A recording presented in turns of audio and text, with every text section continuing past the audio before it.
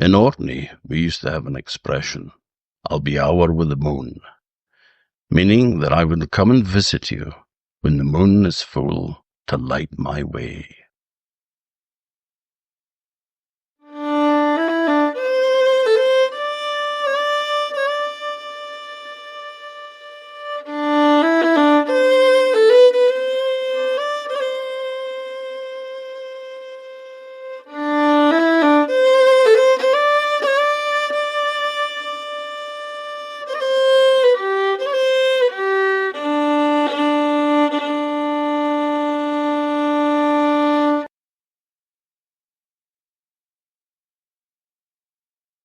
Hello folks, and welcome to another episode of Ower with the Moon, the Orkneyology Podcast. And this time, we don't have any visitors. Just ourselves? Just me and thee. So, You're pretty good company. Well, Sometimes. depends. On that little note of marital bliss, this is going to be another episode, part 2 of Orkneyinga Saga. I had thought I could split it into two halves, pagan earls, Christian earls. No chance. It's way too long. So we're going to see how far we get this time. It's rather complicated. It gets a little confusing with all the different names and everything. It does, but this is very much a condensed version. And, of course, I would tell everybody to go out and read the saga. Right. So this gives you the gist of what goes on, but it's no substitute for reading the real thing, of course. Before we get into it too far, I have been told by my eldest daughter, Sarah. Wee Sal. Hello, Sal. Hello, Sal.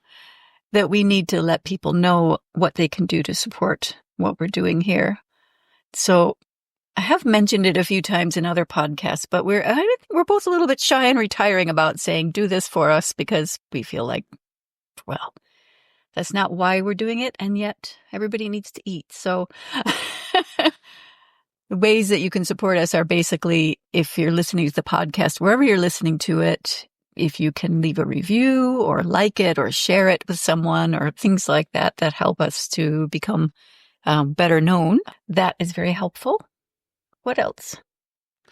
Well, I mean, the reason that we have started a crowdfunding campaign for the next book that I'm working on of stories in the Orkney landscape for the mainland is to pay the young artist Hester Aspland, who graduated with a first-class honours from Edinburgh University in 2023, and she's an amazing artist. Something else. This is really supporting the young artist. So if anyone would like to drop in on our crowdfunder, we're going to leave it going for a while. We have actually quite quickly got to our original level that we set, which we thought of as the minimum that we needed to pay her for a certain number of illustrations for the book, but we're leaving it going a bit longer, maybe even a few months longer. We'll just leave it up for a while because we would like to have more illustrations in this book, but we are also planning a part 2, which will be the North and South Isles of, well, I guess we haven't really explained what the book is. It's called Tales in the Landscape. I just said that. Did you? Yeah. No, sorry, I wasn't listening. Yeah.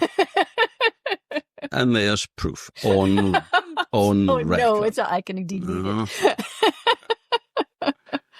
Yeah, so the second book will be Tales in the Landscape of the other islands. So the first one will be the mainland. It's a mixture of folk tales, stories from the sagas, and also just stories, Local anecdotes and histories. Things that I thought was interesting. If we were driving in the car, it's the sort of thing that I would be saying. Yeah, it's kind of like a tour book with stories and pictures and illustrations. It's going to be really good. I think it's going to be wonderful. So what's not to love? Thank you so much to everybody who's already funded us with the crowdfunder. If you'd like to look it up, it's on Crowdfunder UK, and it's under Tales in the Landscape. Thank you to everybody who's supported us. It really does mean a lot. can we just get back to All right, let's get on with it. Saga? Got some ground to cover here. Biting his tongue there a minute. Yeah, well, the last time, where we left off last time was old Earl Sigurd the Stout's lying dead on the battlefield in Clontarf in Ireland, just outside Dublin, wrapped in his magic raven banner. Well, he wasn't actually so much wrapped in it. It was rolled up and stuffed under his shirt, but that doesn't sound as good as, like, wrapped in his magic banner dedicated to the god Odin. And he was always credited as being the last pagan Earl of Orkney. Then again, we know very little about his sons and whether or not what they believed in, because they would have been brought up as that. Now, he had 4 sons. He had 3 sons with a first wife. And this is the sort of sad thing, is that they didn't actually say who she was, what her name is, anything.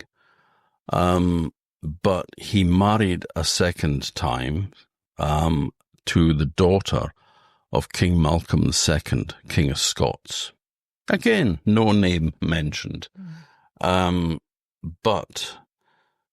with the first wife, he had 3 sons, Summerlady, Brucey, and Einar Wrymouth, who was a bit of a shit. And Y as in W-R-Y. W-R-Y, yes. He was kind of sarcastic. And also had his reputation of being very greedy and grasping. And then with the daughter of the King of Scots, he had another son called Thorfinn, who was also greedy and grasping. You know, that was kind of in the nature. They said that the 2 older sons, Summerlady and Brucey, were much more mild and gentle and easygoing and liked a nice, easy life and were popular. But Summerlady, we know nothing about. He died in his bed. And that's all that it says about him. So we have no idea what happened. But presumably, people died of disease in those days as well, of course, on a regular basis. Mm-hmm.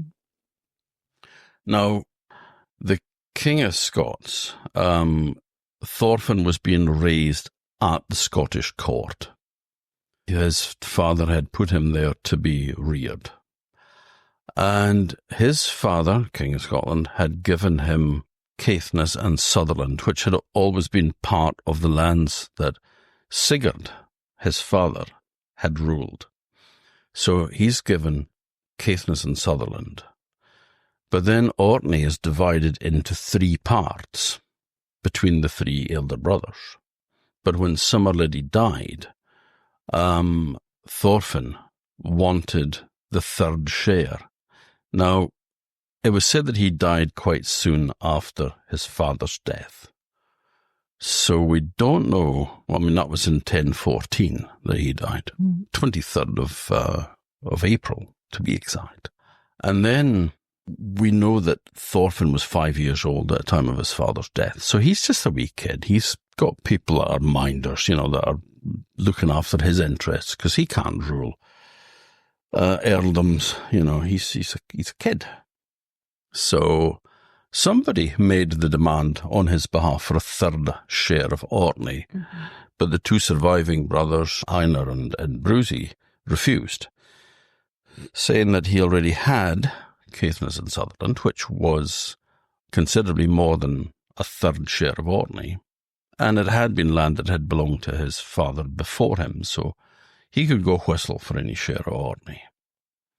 Now, Einar, being a particularly grasping sort of an individual, he took over his eldest brother's 3rd share. So he had 2/3 of Orkney and Brucey had a 1/3, which he said he was perfectly happy with. And Einar was kind of responsible for looking after the defense of the place.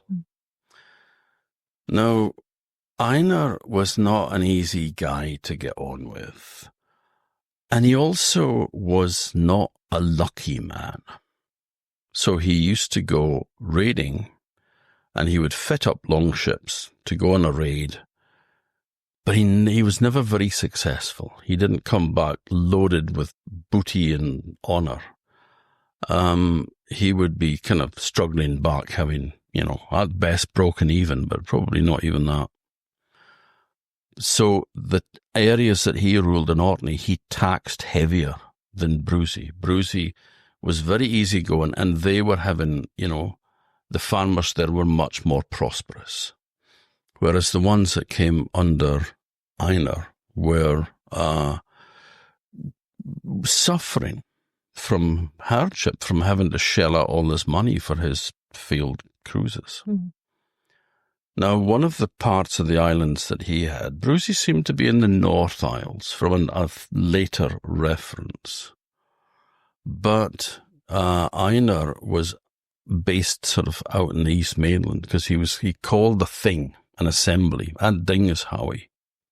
So it's a big mound. And Ding is Howie, it just means the assembly mound. It's where the Parliament met and where they decided on the level of taxation. So that any name that has a ding or a ting in it is a thing site, a gathering site. Yeah.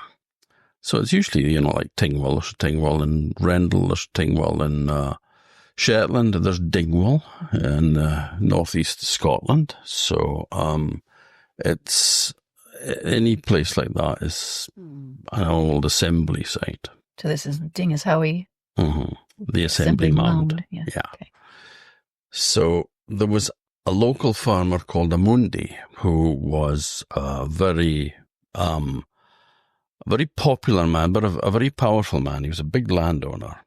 And all the farmers went to him and said, Amundi, would you speak up on our behalf to the Jarl and ask him to lower the taxes and not inflict such a heavy tax on us for his raids this year because we really can't afford it. And he said, absolutely no chance. No bloody way am I doing that. Because he says, we all know what he's like. He's a man quick to temper. He doesn't like being contradicted or told what to do. No way am I doing that. Do your own dirty work. So they went to see his son, Thorkel. And they managed to persuade him. And to start with, he was sort of like, same as his dad, no, I don't really want to do that. But then, they appealed to him and probably, I dare say, maybe pandered a bit to his ego as well. And so he agreed. And he went to the assembly. And when the levy was set, he begged on the part of the farmers to lower the taxes because he said, that they were struggling to get by. And much to everybody's amazement, Einar said, okay, fair enough. I was planning to take 6 longships with me this summer on a raid. I'll take 3. But never ask me this again. Mm-hmm. So he went off for his raid, came back the following spring. The meeting was called again. And once more, Thorkel was persuaded to go and speak on the behalf of the farmers. Oh.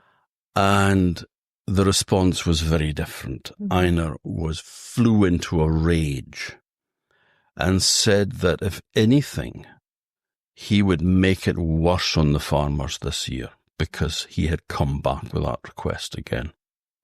And he would make them suffer for it. Mm-hmm. And in another year's time, when the assembly gathered, the 2 of them wouldn't be there together. One of them would not be there. Mm. So, not so veiled threat. Yeah, it was kind of obvious. So it was advised that Thorkel should get the hell out of Orkney. And he went over to Caithness, where Thorfinn was living, still a kid at the time. And he ended up becoming Thorkel's foster father, so he was known as Thorkel Fosterer. Now, all that was going okay, but when Thorfinn came of age, he again demanded his third of Orkney. Now, I'm not sure when coming of age would have been, because it would have been young. Mm-hmm. It could be as young as 12, because King Harold Finehair had given his son Eric Bloodaxe longships when he turned 12. Oh, happy birthday, son. Go Viking. To go raiding with. So he went off on his first raid and, potentially killing his first people when he was 12. Some of them were much younger when they started killing people. Egil was 3. But anyway, 3? That was a different saga, of course. We won't get sidetracked. No. He had to stand on a chair. The guy was sitting down, he had to stand on a chair to hit him on the head with an axe, but he did it. Wow. Anyway, the demand was made for a third of Orkney, and Einar point blankly refused to yield any piece of land to Thorfinn. So when Thorfinn realized that, he started to gather together warriors. He started putting together an army, and so did Einar. So the two sides are arming. They're ready for a conflict. And Brusi also raised a levy of men as well, but he went between the two half-brothers. And he managed to persuade them to reach an agreement. And the agreement was that they would give him a third of the islands, and Brusi and Einar's 2/3 would be united as one, with Einar in charge of it. So he would have the say. But whichever one of them died first, the brother would inherit everything. Now, that wasn't maybe quite as good a deal for Einar as it may sound, because he didn't have any kids, whereas Brusi had a young boy called Rogvald. More of him later. So that was all going on. And there was still great animosity between Thorkel and Einar, although they kind of avoided each other. But Thorkel was put in charge of the third of Orkney that belonged to Thorfinn. He would be staying with Thorfinn in Caithness, but he would come over to Orkney to collect the taxes. Okay. And there was, again, a dispute between them where Einar and Thorkel, again, Thorkel's men were attacked. Things were brewing, things were going to kick off, and it was kind of advised that he should clear off to Norway to see King Olaf the Stout. Mrs. Thorkel. Now, during this time, there was a man called Eyvind Oroxhorn, was making his way from Ireland to Norway, and he was shipwrecked in Orkney. And he had fought on the part of the Irish against Einar.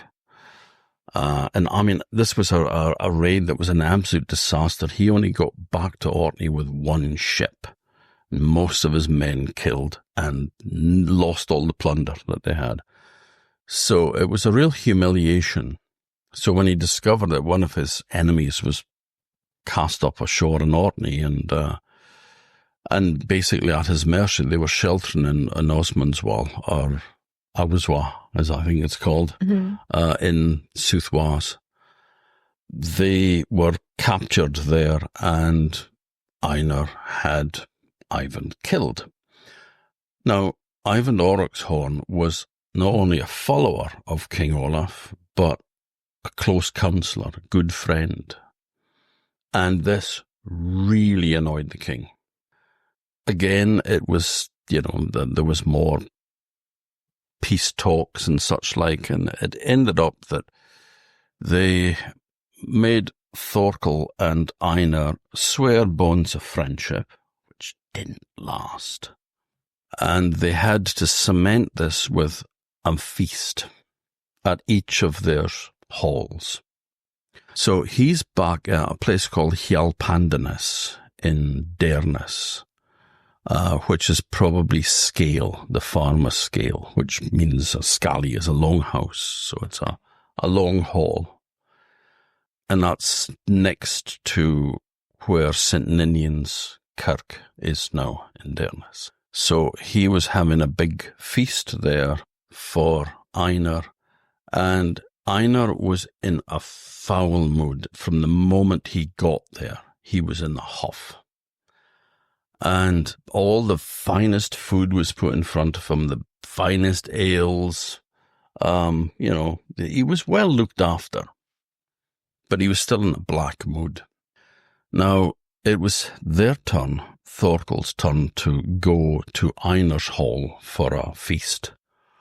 But he didn't trust him, because he wasn't the sort of guy that you could trust. Mm-hmm. So he had spies go out and check out the road ahead and discovered that there was armed men lying in ambush at 3 different points. So he knew that it was a trap, that he was going to be attacked on his way there and killed. So he was delaying things, going back and forth like he was making preparations, and Einar was getting more and more annoyed with the delay. And then at the hall, there was a door at either end.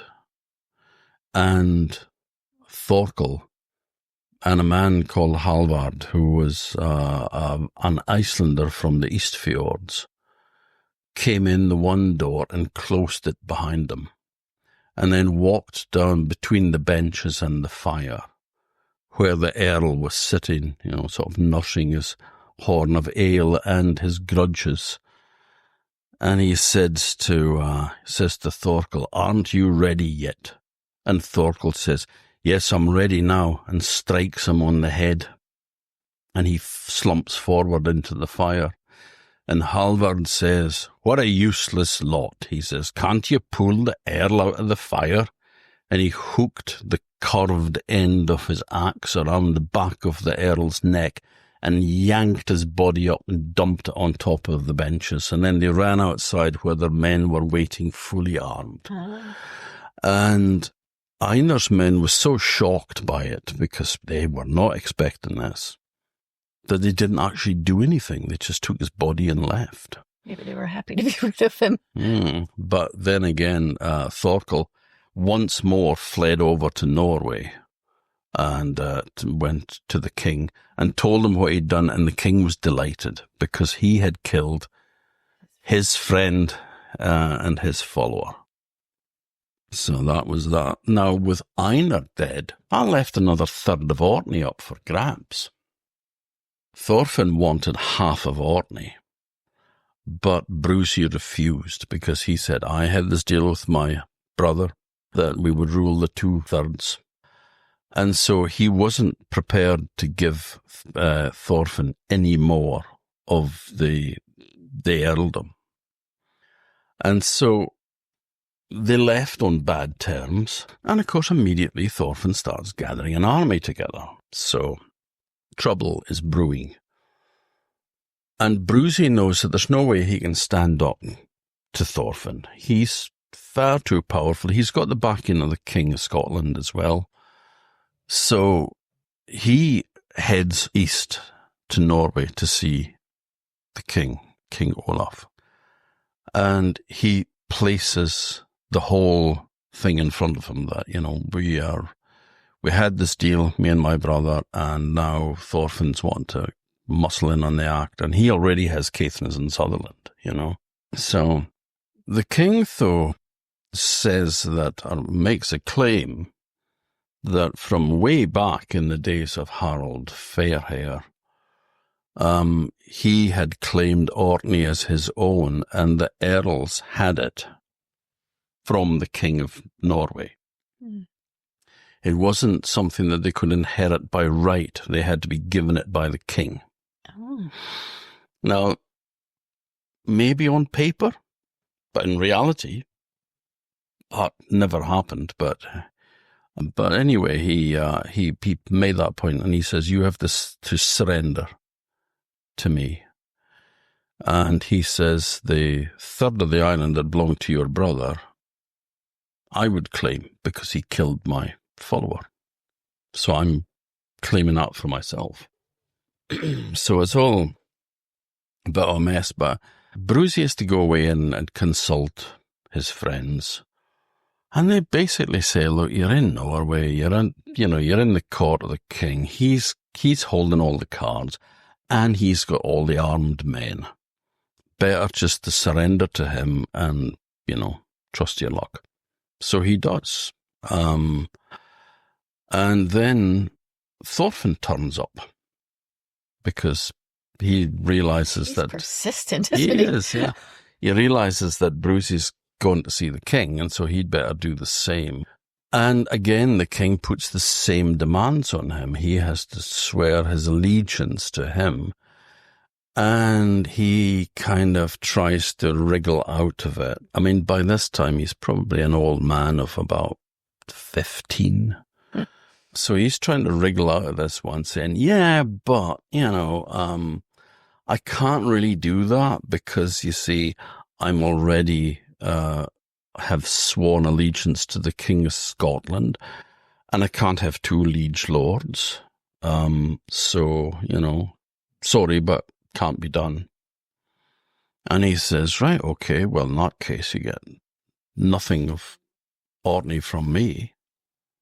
And again, he goes to consult. So he actually wants to go back to Orkney, saying, well, I'm just young, I'm just a kid. I need to go and talk to my advisors, I need to talk to my people. Mm-hmm. And he said, no, you make a decision now, that's it. And so he accepts, but he accepts it so kind of openly and without any complaint that the king gets suspicious. Like, he gave that away a bit too fast, Whereas Brucey was kind of humming and haying and going, yeah, but... so it was shown that, he was kind of reluctant to make that deal, to hand everything over to the king. Whereas Thorfinn was just a bit too eager to go, yeah, whatever. So, but the agreement was done, and, but before he leaves, Thorkel is kind of brought out and is sent to make up a peace agreement between the brothers, because he has killed one of the brothers. Now, obviously, Thorfinn's quite happy about that, but he can't be seen to be too happy about it. Brucey, on the other hand, may not be, but they both agreed to come to terms with him, and the king says that he will make his announcement in a day or so, and then when he does, he says that he claims the third of the island that belonged to Einar in compensation for the killing of his man, but that he would allow Brucey and Thorfinn to keep the third that they had, as long as they swore to him, but that he would appoint a man in the west to rule his third of the kingdom. And the man that he selected was Brucey. So it was like, you can get the 2/3, and Thorfinn still has his third, but it belongs to me. And no messing around, trying to muscle your way in and take over, because that's my territory, not his. Clever. So when Thorfinn immediately heads back to Orkney, not in a good mood, Brucey stays for a bit, and again, it's all ratified that this is what they're going to do. But Brucey had brought his son with him, Rogvald, who was 2 years old at the time. And they said one of the most promising of young boys, because he was very good looking, tall for his age, too. Had he slain his first person yet? Probably. But he had very, very blonde hair. So your poster boy for the Viking age, basically, was Rogvald. And he said, just to make sure that you don't welch on the deal, go back on the agreement, I'll keep the boy here with me, Because everybody kind of says, oh, well, he was kept as a foster son for the king. He was brought up in the royal palace, yeah. But he wasn't really a foster son in that terms. Because when you foster somebody's kid, it's a kinship thing, but it does put you in a slightly lower standing than the person whose child it is. Okay. The foster father, it's like accepting a child from somebody else. It's like you look after him. So what he is, of course, is a hostage. Don't mess or the boy gets it. But he was brought up, and he does, there was a reference to him being his foster father from Rogvald. And he had a young son called Magnus, King Olaf, not by his wife, but by one of the ladies in waiting for his wife. Touch of the Anne Boleyn's sneaking in here, But he was given a Roman name, because Magnus isn't a Norwegian name. It was Roman. It just sort of meant great, And never thought of that. But it was just that from Heimskringla, it says that when the child was born, they weren't sure whether he was going to live. And so the king was asleep. It was nighttime, and nobody was going to wake up the king, So they, one of his right-hand men decided that he needed to be named, he needed to be baptized immediately in case he died, because then his soul would go to hell because he wasn't baptized, he wasn't Christian. So he gave him the name Magnus, and then the next day it was kind of like, how dare you give my son a name? And he was going, well, wasn't going to waken you up. And he was going, what's this bloody Magnus anyway? That's not a name from our people. And he went, yeah, but it means great, So, and it then goes into the list of names in Scandinavia and indeed Iceland and no doubt Faroes as well. So, and it's definitely Orkney. Mm-hmm. Not a few Magnuses in my day. Mm-hmm. But anyway, it all just kind of trickles along after that. Orkney starts getting attacked. A lot of Viking raids from Norway and Denmark. And Thorfinn does nothing to help the Brusi defend the islands. Mm. And when he complains that he's not contributing anything to the defense, he kind of goes, well, why should I? But if you give me your other third of the island, then I will defend all the islands. And he agreed because by that time, King Canute of Denmark, the same guy that was Canute the Great, that was in England as well, he had invaded Norway and had ousted Olaf. He was in exile. So the guy that had done the deal was no longer king. And so Brusi agreed to hand over the 2/3 to Thorfinn, and he was in charge of defending all the islands. So again, he's clawing his way in there, But when the king manages to raise an army and goes back to Norway, he's not greeted with open arms because he wasn't a particularly popular king. He was the man that went further than Olaf Tryggvason had done 30 years earlier in making Norway a Christian country. But he was a very grasping man as well. He was very overbearing, and the peasants didn't like him because he was Mr. Taxation, So they didn't welcome him back with open arms, and they raised an army against him. And there was a battle, Stiklestad, in 1030, in which he was killed. And the king. And I could really go into a lot of detail about people who were involved and how they turn up in the sagas later and such like, but we just don't have time.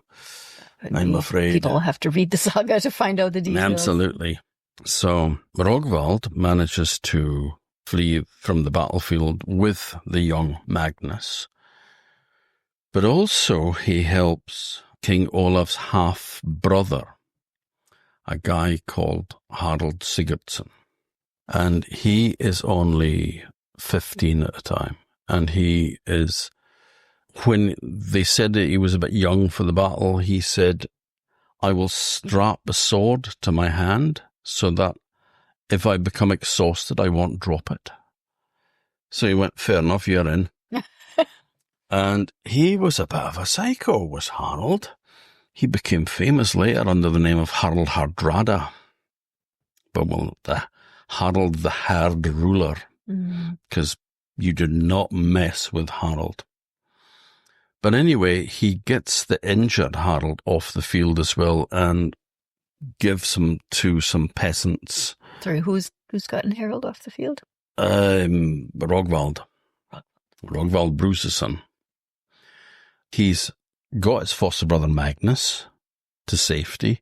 He also gets the king's half-brother to some peasants who are, happy to take care of him and bind up his wounds, and no doubt some cash exchange hands or some goods. And they fled to Sweden. And then from Sweden, they went to Novgorod in Russia, where there were connections. There was kinship with the king's wife, actually, King Yaroslav, in Novgorod, was married to King Olaf's sister-in-law. So it's his wife's sister. So she heads off to her sister. And Rogvald becomes a great hero out there and is claimed to have defeated 11 armies in defense of Novgorod. So he's a bit famous. Harald turns up as well, Harald Hardrada, as would be in the future. But he doesn't stay there. He goes off down to Constantinople and becomes one of the Varangian guards who are in the bodyguard of the emperor of the the Eastern, Roman Empire. So he's well in there. And of course, it's a way of proving your bravery, your loyalty and everything. So, But then people go to the young Magnus and from Norway and ask if he would go back to Norway and be king, because things weren't going terribly well. They were fed up of the Danes. They kind of regretted the fact that they'd killed his dad. So, who was gaining a reputation of being a holy man. So there was... Who was? Olaf, now known as Saint Olaf. Oh, of course. Patron saint of Norway. After he's dead. Yeah, well, that's always after you're dead. Nobody likes you when you're alive. But he wasn't very holy when he was alive, was he? Yeah. He ended up being quite holy after the Battle of Stiklestad, though, with several spears and axes in him, but, that's another story. But anyway, they end up going back to Norway. Everything's fine. Magnus is appointed as king. And then Rogvald hears that his father, Brusi, has died and that Thorfinn has taken over all of the earldom. So he asks permission to be able to go to Orkney and claim his inheritance. And the king, his foster brother, agrees. And he sails across. And at the time, Thorfinn is having some trouble in the Hebrides, because the Western Isles are under his control as well. Wow. And he's having a lot of problem with rebellion. He's not a popular man. He knows that he can't fight Rogvald and Orkney and put down rebellion in the Western Isles, so he doesn't deal with them. He says, if we rule Orkney jointly, you can have the 2/3, I'll have the 1/3. So you can get your dad's 1/3 and also the 1/3 belonging to the king had. So you can get the 2/3 if you will fight with me, if you will support me and bring your own troops into the field as well, which he did. So they subdued all the rebellions and everything was going fine. But then there was one of the guys, was one of the killers of King Olaf, Saint Olaf, a guy called Kalf Arnarsson. He was Thorfinn's wife's uncle. I can see you pulling that face. I'm trying to get a family tree in my head. It's not working. Well, Thorfinn's wife, Ingebjorg, her dad was a guy called Finn Arnason, who fought on the side of King Harald at Stiklestad. His brother Kalf was fighting against the king, and he was one of the regicides. He was one of the men that killed the king. And he's a bit of a he's a loose cannon, but he's also he's a bit of a stirrer. So when everything's fine and there is no more, all the rebellions is done, everybody's fine, Rogvald sets up a hall in Kirkwall and he builds a church dedicated to his foster father, Saint Olaf, which would be down Bridge Street in Kirkwall.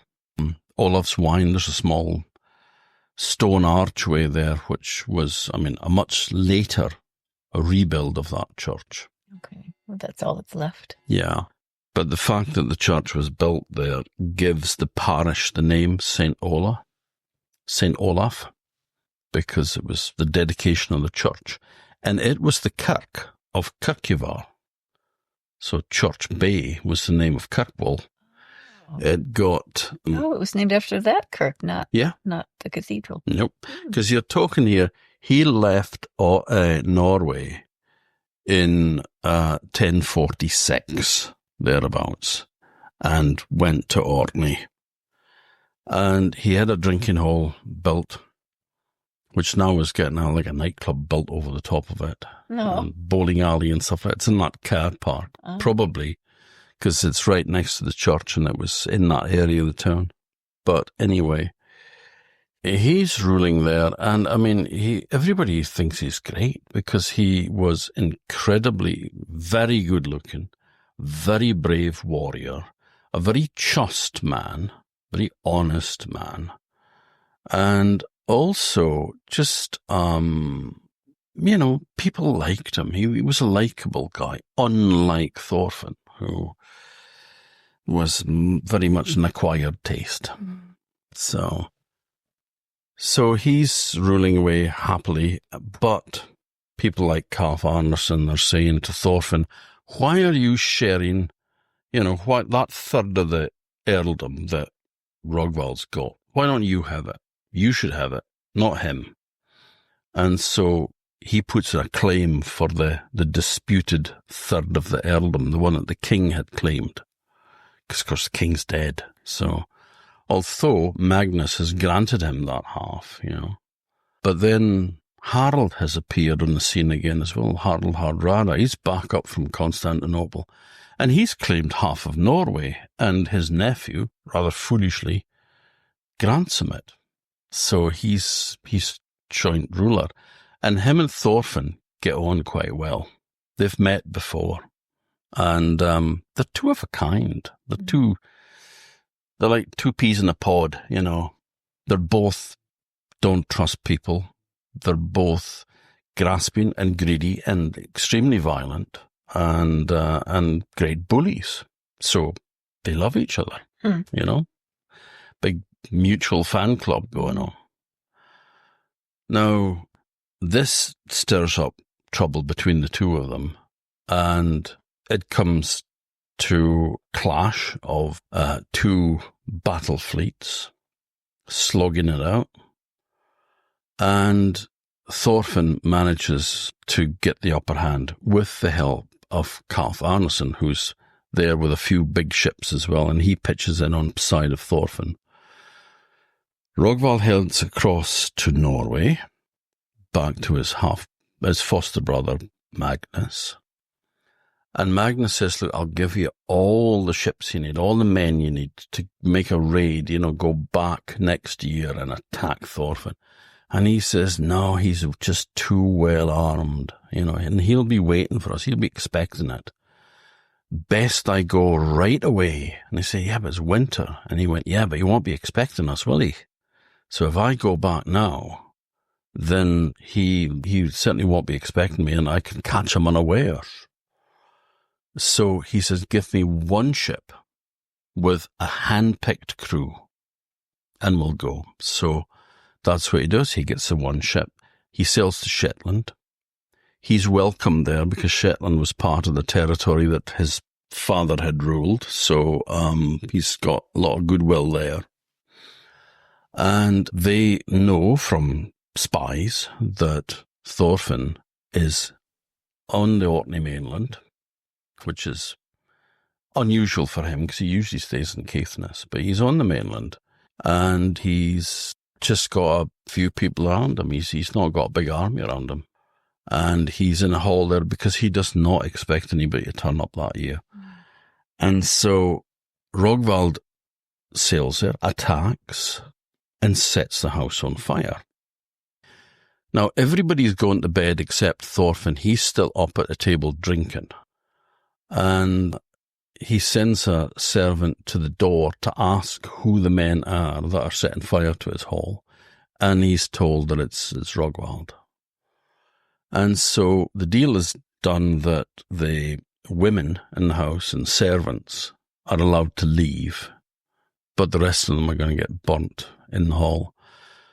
But Thorfinn kicks out a wooden panel in the side of the hall, and he does about the only noble and honourable thing probably in his life.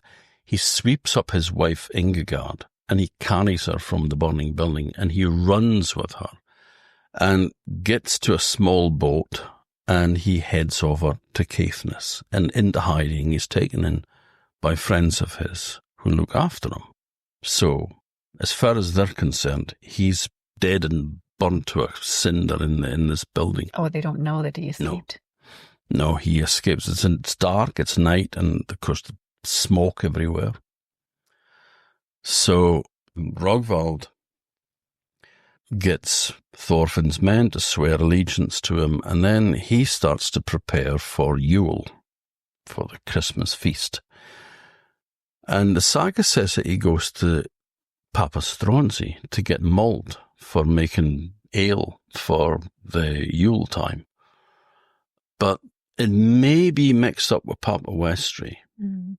We don't really know, but the saga says Papastronsi. But he's sitting there by the fire, and one of his men says, will I put another log on the fire? And he says, no, we'll be old enough by the time that that's burnt out. And then he sort of stops and thinks, and he goes, I made a slip of the tongue, which I've never done before, because he meant to say that we'll be warm enough by the time it burns out, not old enough. And he says, my foster father, Olaf, made a slip of the tongue before he died as well at Stiklestad. He was on a mound, and there was a bush there covered with berries, and he was picking berries off the bush and eating them, and he saw the Bonders' army coming up. The Bonders are farmers, so it was a peasant army.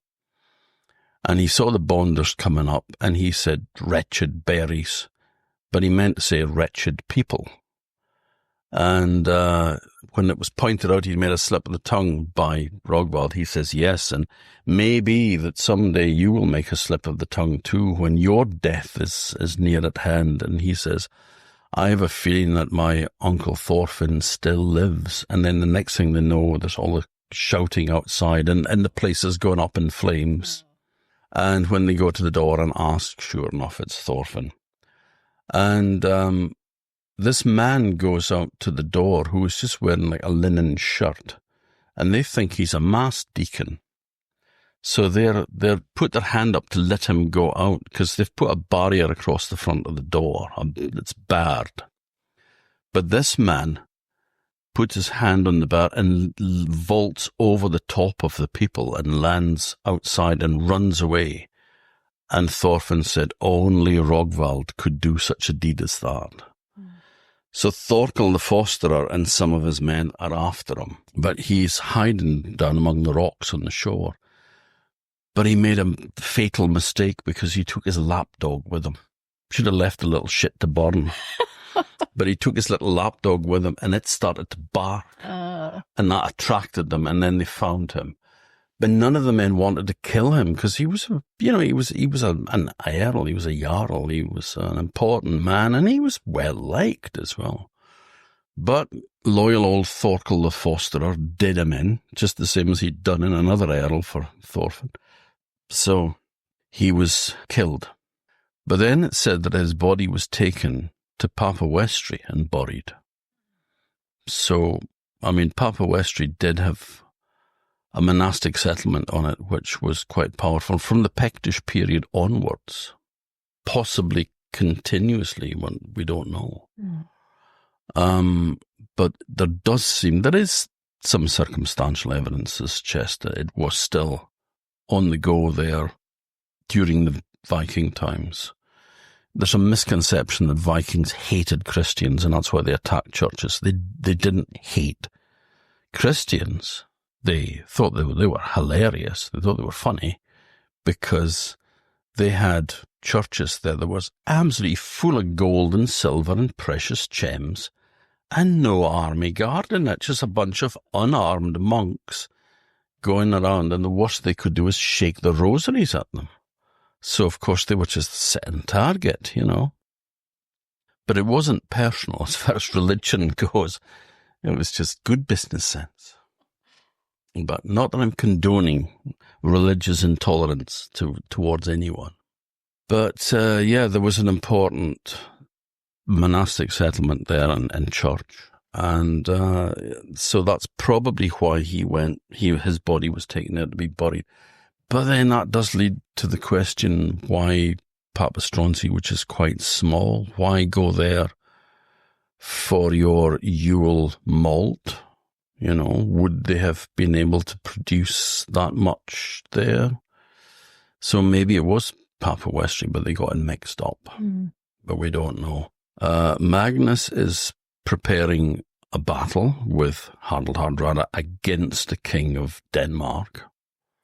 So he's with a battle fleet ready to sail in Norway. And 2 ships come sailing up and pull in alongside them.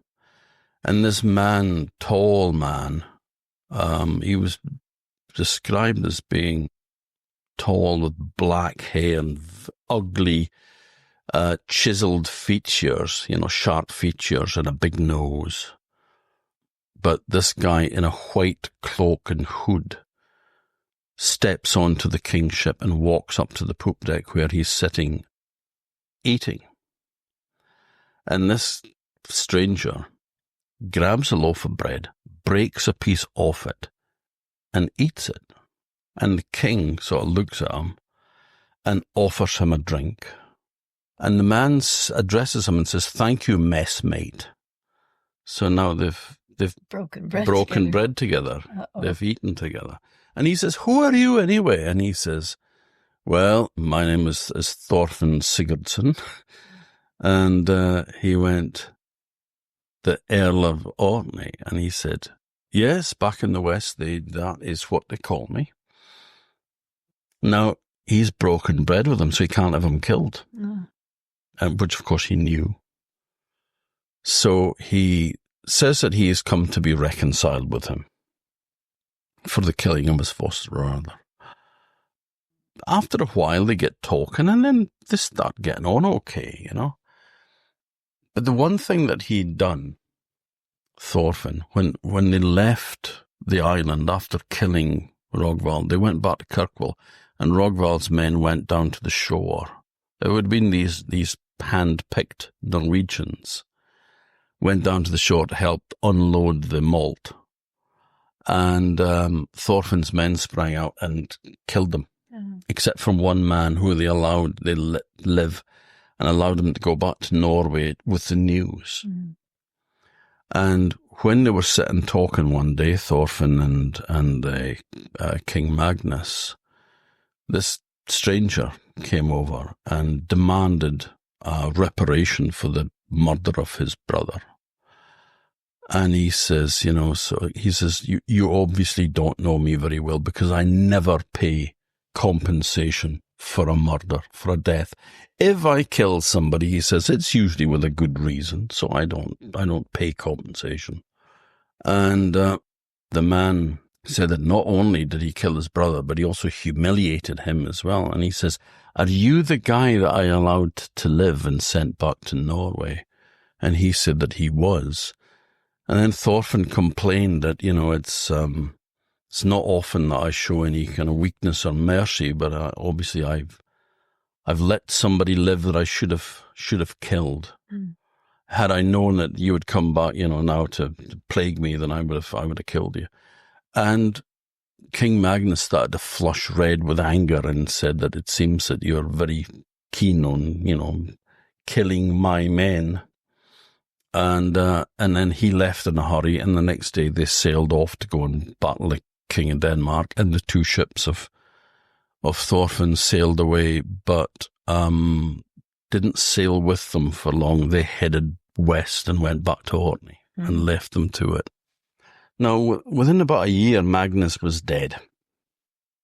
It has been suggested that it may have been poison, that his uncle did him in, Harald Hardrada, because he wanted to be king of all in Norway, not share it with somebody.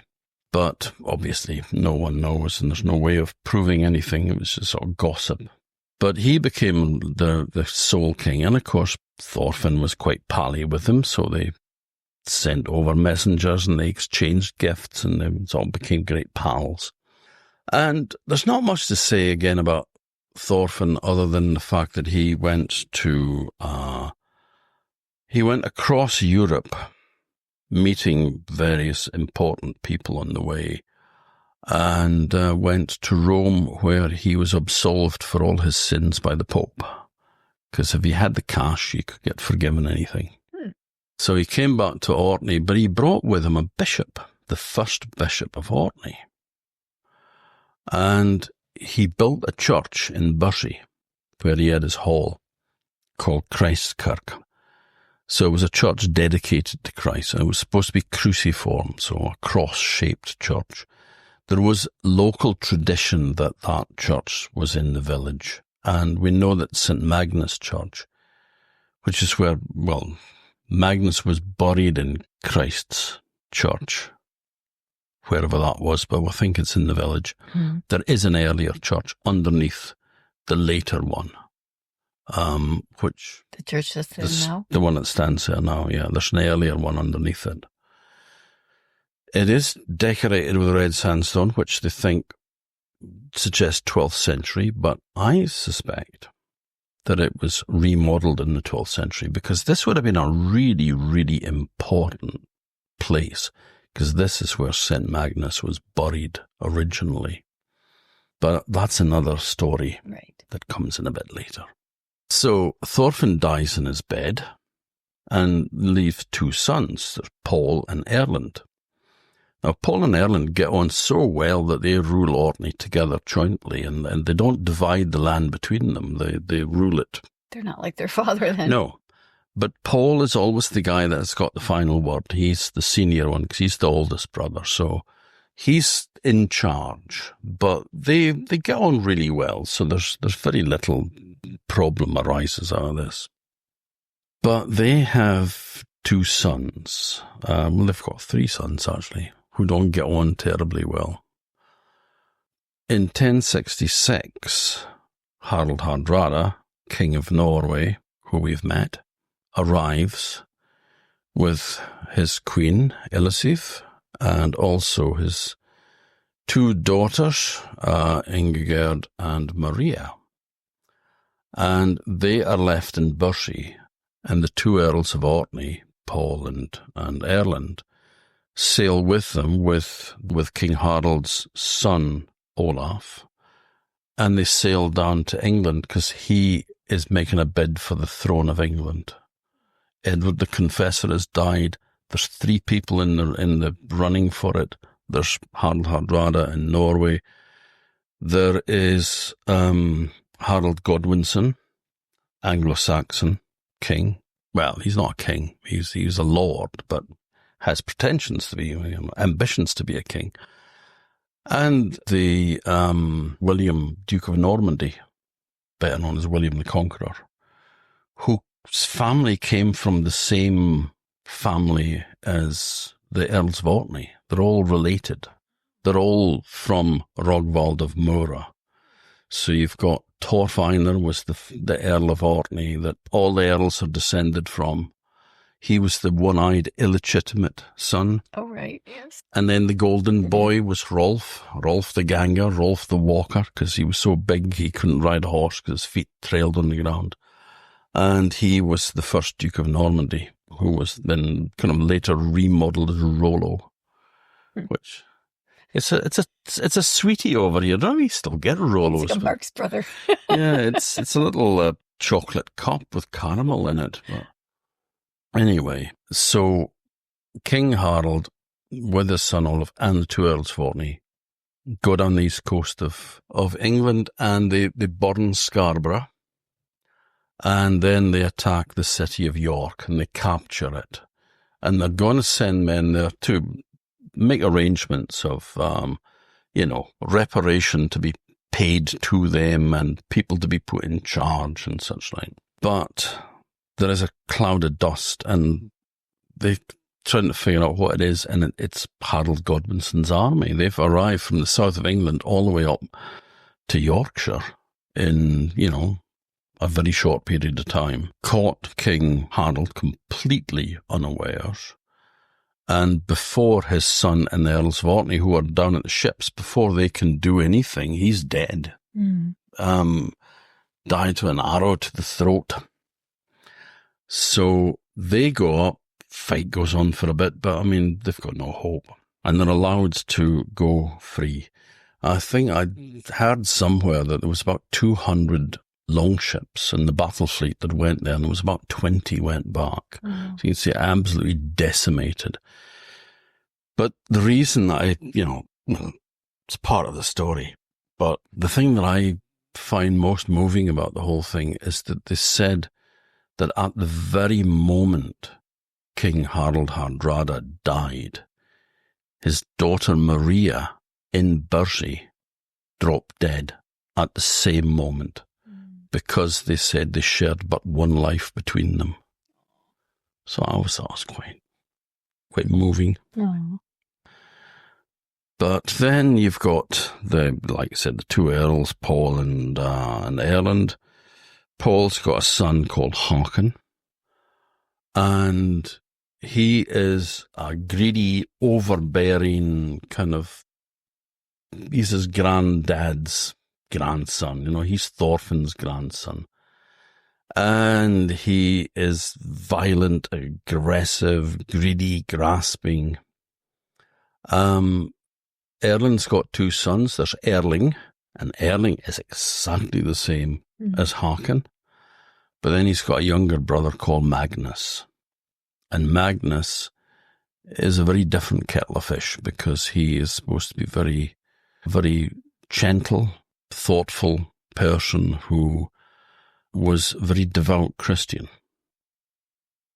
Now, these two, the sons of the two earls always end up fighting. And it causes rifts between the two earls because they're always going to side with their own sons, So they end up splitting the earldom between them on not very good terms. It's split, and it seems to be that the split would be that Paul had the West Mainland and the South Isles and, Caithness and Sutherland. There is a claim in the saga that Thorfinn was supposed to have ruled 9 earldoms in Scotland, Orkney, Shetland, the Western Isles, and all of Ireland, it says, from Dublin to the Giant Skerries, it says. So the Giant's Causeway and Antrim. A bit of an exaggeration, I suspect, but then Paul had the West Mainland and the South Isles and Caithness and Sutherland, and Ireland had the East Mainland and the North Isles and Shetland. And that's where you find all the support coming for Magnus later. But again, that's a bit down the line. So these sons are not getting on well, and the chieftains in Orkney are getting sick of them because, there's just so much trouble getting kicked up. And they can see the danger of civil war, and nobody wins in a civil war. It's the most destructive of any war because your country's tearing itself apart. They don't want that. So they say that Håkon, who seems to be the kind of main troublemaker, should be sent away to Norway for a while. And he is sent over there kind of in exile. He's stays with the king, everything's fine. He then goes to Sweden, and he's kicking about there for a while. But while he's in Sweden, he hears about a soothsayer, a man that can see the future. And he wants to know what his future will hold for him, and whether or not he and his offspring will rule Orkney on their own. So he manages, after a while, to track him down. The soothsayer is living in a small place by the coast. And he goes to see him, and he asks if he can look into his future. And he asks who he is. So he explains who he is and who his family are, gives his genealogy. And the soothsayer is rather dismissive because he says, that your ancestors were known as being great Christians and being against people like me, practicing the old ways and being able to see into the future.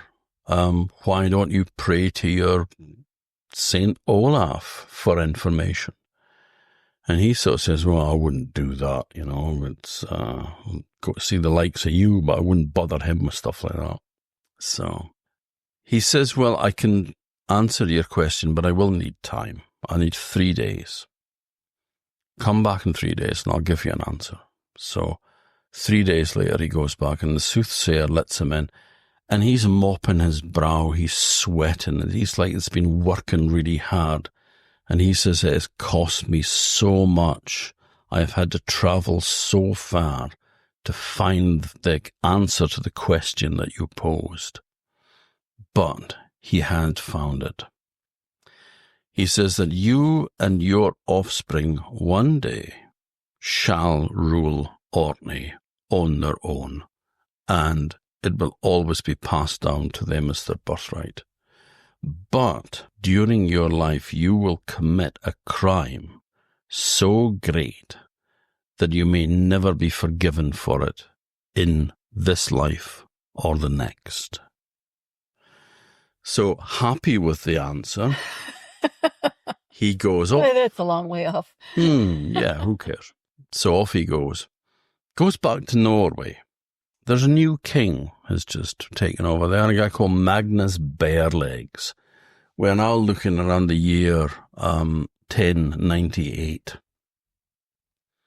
And he says to Magnus, why don't you go over to Orkney and kick out those bloody earls there, like his dad and uncle, Very little family loyalty going on here. Why don't you get rid of those losers and put somebody in charge that could really look after the place? Like me, for instance. And the king starts going, yeah. He says, well, I may just do that, but it might be that you don't like the outcome. And when Håkon hears that, he clams up, keeps his mouth shut. But the seed has been planted, and there is an expedition is launched to the west, to Shetland first, and then Orkney, and King Magnus seizes the two earls of Orkney, Paul and Erland, and sends them back to Norway, to Bergen and Trondheim, where they're kept locked up in a prison, and within a year they're both conveniently dead. Now, instead of putting Haakon in charge, as he had hoped, the king put his own son Sigurd, who was only a boy at the time. He was just a wee kid. I think he was about 6 or something like that. But he put him in charge with councillors, obviously, to rule things for him. But then he took the sons of the Earls, Haakon, Erling, and Magnus, and they went on an expedition down the west coast, raiding as they went. They burned their way through the Hebrides, down the coast of Scotland, England. There's a wonderful story in Heimskringla of how King Magnus Barelegs had said that he had done a deal with the King of Scotland that he would get all the islands that he could sail around in his longship with the rudder set, and the sail up. And he sailed around all of these islands, but then he had his men drag the ship across the Mull of Kintyre so that he got the whole Kintyre Peninsula, a big piece of land. And he sat at the tiller of his longship as the guys dragged it along. But I think that story turns up relating to somebody else in one of the sagas as well. So it's one of those stock kind of things, Been myth. Mm-hmm.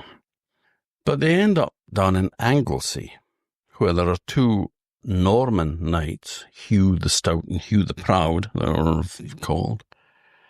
And they prepared a battle in the Menai Strait, piece of water between the island of Anglesey and Wales.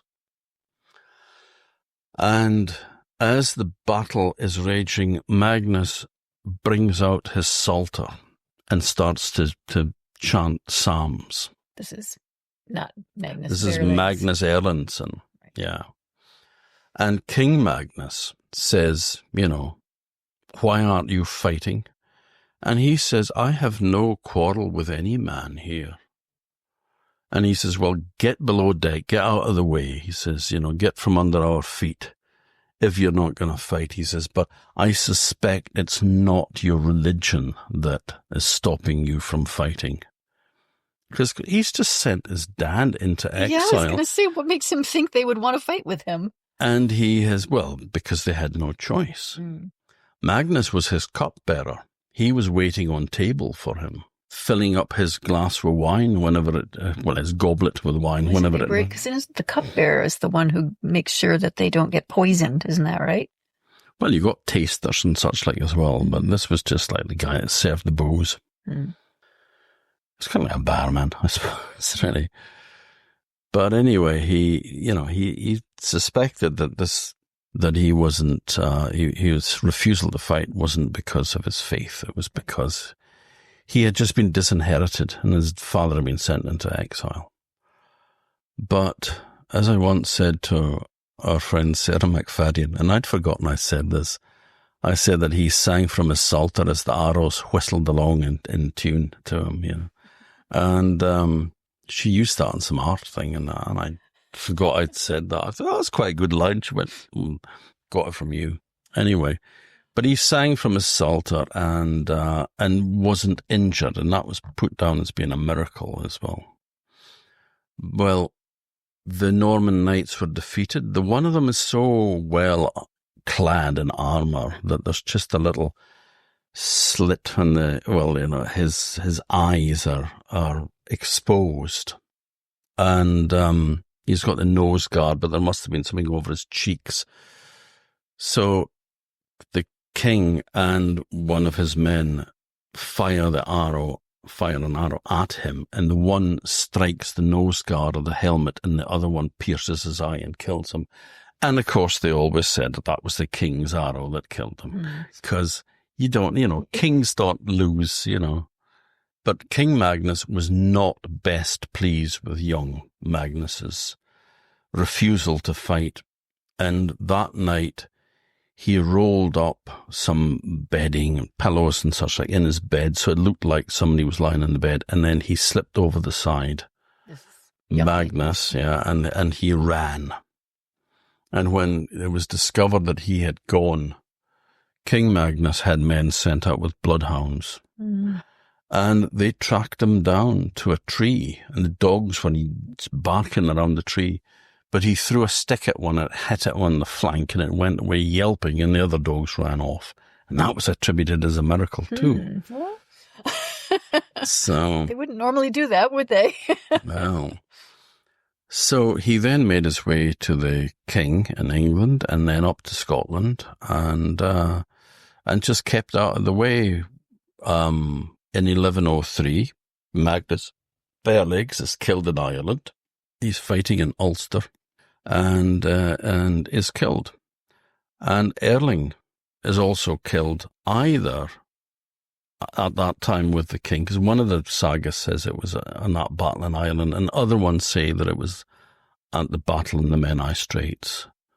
But whatever, Erling, Magnus's brother, is no longer with us. He's dead. So that just leaves Haakon and Magnus.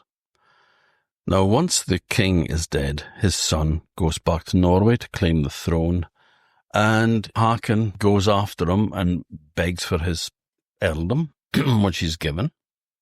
But then Magnus reappears and wants half the earldom as well that his father had once ruled. This was put to the king in Norway, and he agreed and said that he should get his half. And Haakon accepted, much to everyone's surprise. And the two of them ruled well together. Now, there's a longer Magnus saga, which brings in more, different information. All of these sagas are written by people who have a vested interest. Mm-hmm. Like all histories. Yeah. So a lot of what we know of Magnus is from part of Orkneyinga Saga and the part on miracles and such like. It's actually from a hagiography. So that is a life of a saint. That is what it is known as a hagiography. Did you say there was a Magnus saga as well? There's 3. Okay. There's Orkneyinga Saga, which has got this main bit in it, which would have been from the life of St. Magnus, the hagiography. There was also a shorter Magnus Saga and longer Magnus Saga. And in the longest Magnus Saga, it says that he was there at burnings and pillagings and, was every bit as bad as Haakon. And it said stood back at manslaughters. But then seems to have had a bit of a change of heart. So he was your typical medieval ruler. But then him and Haakon fell out in exactly the same way that Thorfinn and Rogvald had fallen out. People going and saying, "Why are you sharing your earldom with that loser? You should have all of it. You deserve all of it. He doesn't." So it looked as though there was going to be civil war, and again, the chiefs didn't want that. So they went between them, and they met at Tingwall in Rendell. So there's a mound there as well. Mounds were popular for these meeting places. And they had come to an agreement that they would meet on the island of Egglesey over the Easter week. They would bring 4 ships with a certain number of men. The idea being that they wouldn't be exactly... Everybody carried a sword, Well, not everybody, only warriors. Farmers didn't. But people had weapons. But it was going to be the most peace-loving people. And that's what Magnus wanted. He selected all his most peaceable, peace-loving servants as retainers, and they all set off in the boat. The reason that Egglesey would have been chosen is because it actually belonged to the church, and it lay between the lands of the earls, the 2 halves, the division of the earldom, and it was neutral territory. Right. And that's where Bishop William had his residence. Just the same bishop that the first bishop? He wasn't the first bishop, because the first bishop I don't know the name of. I don't think anybody knows the He's name the one of. that was brought over. He was brought over by Thorfinn. From Rome, was he? Yeah, Imported from Rome. Yeah. Well, this is now Thorfinn's grandchildren we're talking about. He was the first bishop of the cathedral, but anyway. So Magnus turns up with his 4 ships and his set number of men, and he spends the night in prayer. And the next day, Håkon turns up with 8 ships, full of fully armed warriors who attack. They go and they get Magnus. Now, there's different versions from the different sagas. Some say that he was hiding down at the shore with one of his friends, and when he saw them looking for him, he stood up and made himself known and said, I'm here, and was brought in front of Håkon. Other ones say, I think in the longer saga, it says that he was in the church praying and he was dragged from the church. Now that is heaping more villainy on Håkon, because to take a man from a church, the sanctuary, that's a sanctuary, that you are not meant to break that bond, that sacred bond of dragging a man from a church. But he's brought in front of Håkon, and he says to Håkon, he says, you've come in bad faith here, cousin. You've broken your solemn oath that you swore with holy, I'm not sure if it was relics, but it was certainly would have been sworn in the Bible. So he's broken this oath sworn to the Christian God. So it's a bad thing. In those days, that was just about as low as he got. So he says, you've done bad by us, but I'll make you 3 offers. The first offer is I will go away on a pilgrimage to the Holy Land, and I will never return. And Håkon says, no, not having that. And he said, well, the other one is I will go away to Scotland, and you can lock me up in a castle, but let me bring, a few of my friends with me for company, but you can lock me up there and have me guarded and keep me there for the rest of my life. And he says, no, I don't want that. And he says, the only reason that I am making you these offers is for the sake of your own soul. It's not for the sake of my life. But I will make you a final offer. You can blind me or maim me and throw me into a darkest dungeon and leave me there. And he says, I accept that one.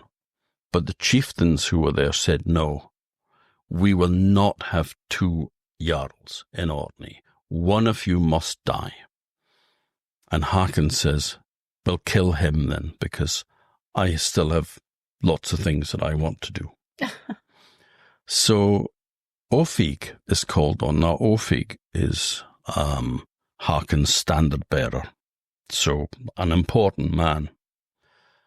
And he tells him to kill Magnus, but he angrily refuses to do that. And so Leifolf is called. Now, Leifolf is his cook. And I dare say that maybe as a cook, I don't know whether he would actually slaughter animals, but he certainly would cut them up. He would be a butcher as part of his trade. He would cut up the joints of meat that he's going to cook. He would be given a carcass, or he would slaughter an animal, and then he would have it cut up and cooked. So it's maybe not unusual that the slaughtering of Magnus should be given to a man who is a butcher by trade as well as a cook. And Leifolf is in a terrible state. He's weeping because he doesn't want to do this, but he's got no choice. They'll kill him if he refuses. And Magnus says, don't weep, he says. You're doing this against your will, and it's a greater sin that lies upon the men who order you to do this killing than you yourself. he said, "Here, I give you my shirt." So he gave him his shirt, which was the tradition at the time that if you were being executed, you gave your executioner your shirt. And he said, let him pray. So he was allowed to pray first. And they said that he prayed with many tears. And then he said to Lifolf that he was ready now. And he said, don't worry, I've prayed for you. And I've prayed for the souls of all the men here as well. But I want you to do something for me. He says, stand before me and strike me a hard blow on the head, because it is not seemly for a chieftain to be beheaded like a thief. He says, take heart, good man. You do this against your will, and I've prayed for you. And then he bowed his head and took the axe, and his soul passed to heaven, the saga says. Now, Håkon refuses to let anybody bury him. He says he can just lie there where he is, on this piece of kind of rank ground. And then they set off to the mainland, because Thora, Magnus's mother, has prepared a feast for them to celebrate the reconciliation between the two cousins. She lives at Papley in Ham. So, but then, do you know where Greenwall is in Ham? You probably don't. It's an old, old building. It's overlooking the Kirksund that is between the mainland and Lamholm. Okay. So it's that whole area there is Papley. Where Magnus's mom lives. That's where Magnus's mother had her hall, and she had prepared a feast. But when only Håkon arrived and his men, she knew what had happened. And she acts as cupbearer all night to Håkon, giving him strong ale.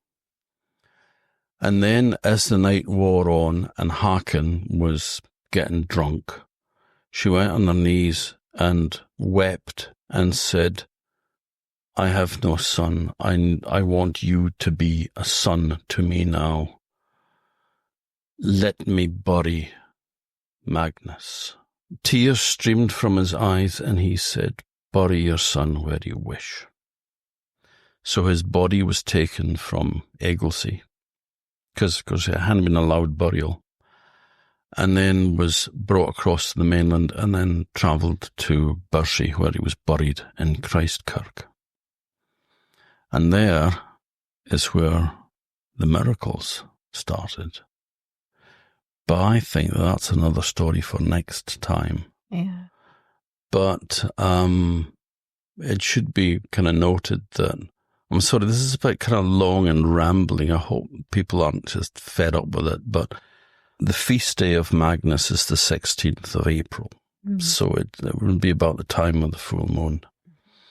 And highly appropriately, when our own skald died, our bard, George Mackay Brown, who was a convert to Catholicism, and who saw Magnus as being almost an ideal figure. I mean, he loved Magnus. He wrote about Magnus in novels and in poetry. He kept coming back to the saga over and over again. When he died, 3 days after his death, it was always the custom here. It's no longer, because it seems to take ages to get buried these days, but it was always 3 days after the death was the funeral.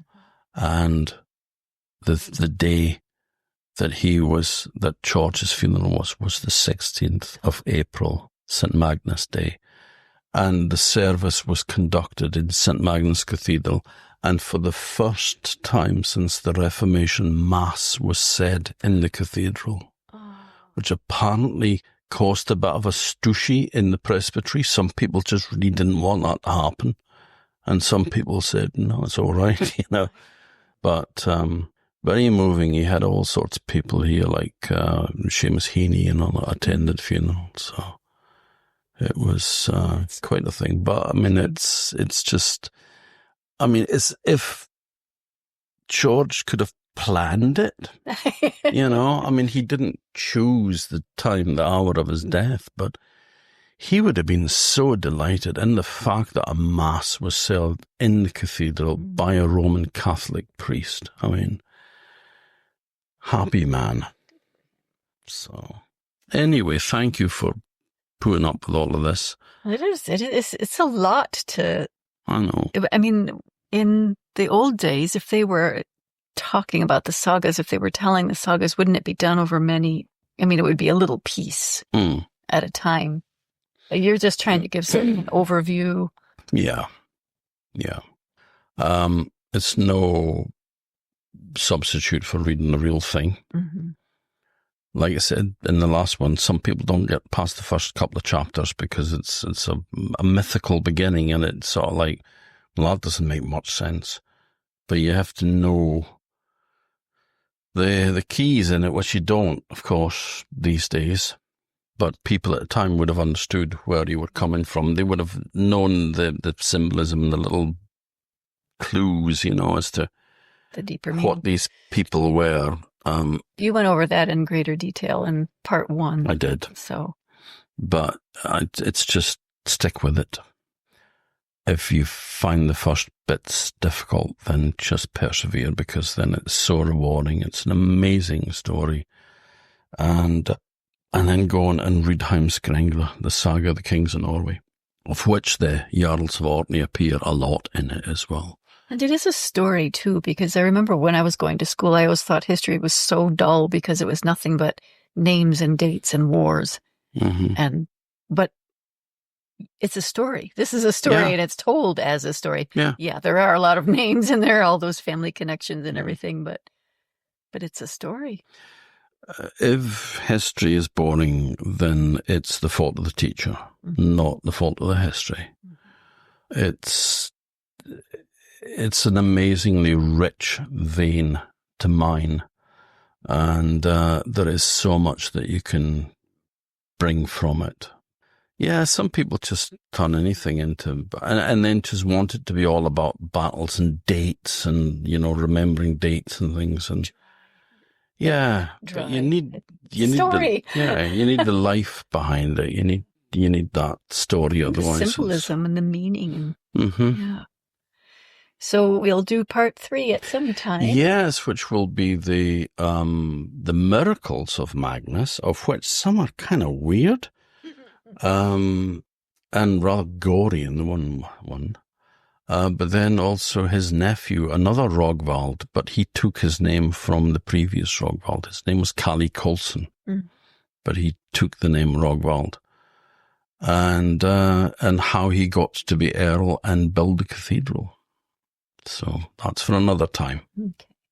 Well, folks, thank you very much for putting up with me and listening to that, and I hope that the next installment can bring the saga to a close, and in it has got some good stories in it too.